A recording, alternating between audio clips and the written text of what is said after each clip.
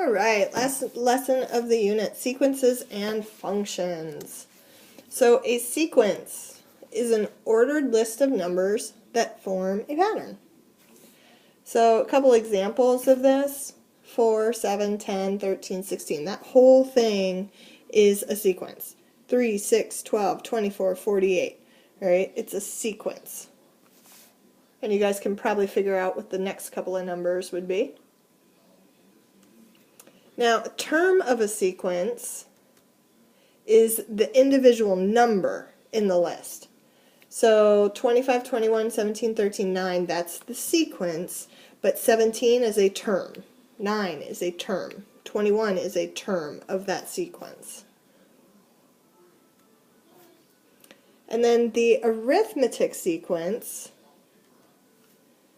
this is the difference between consecutive terms and consecutive, one after another, all right, consecutive, right next to each other. So the difference between those consecutive terms is constant. Now, it's constant because it's being added or subtracted, and that means it's a common difference. So, for example, if you have 7, 11, 15, and 19, all right, what's the common difference? How do you go from 7 to 11? You add 4. 11 to 15, you add 4. 15 to 19, you add 4. Because you've done the same thing every single time, that means it's yes, an arithmetic sequence. Now the other example I have, just a second. 2, 4, 8, 16, 32. Is that an arithmetic sequence?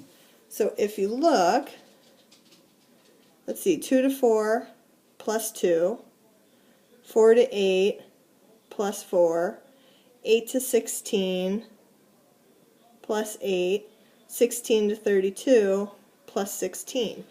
That is not the same, all right?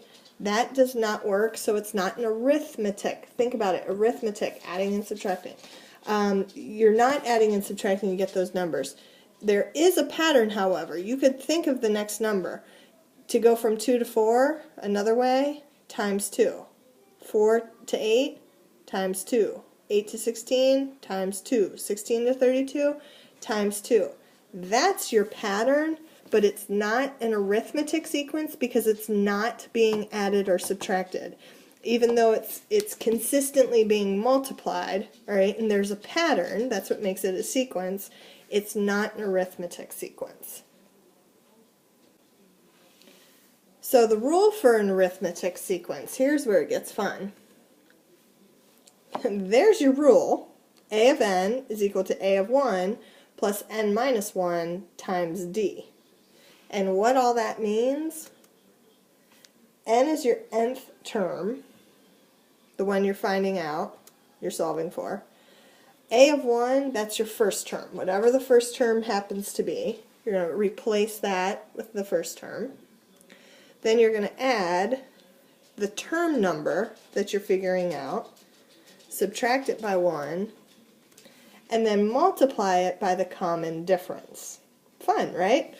Alright, so this one we're not going to do any examples on here. This is something that I want to do with you in class tomorrow. Alright, so I will see you then. Alright, bye.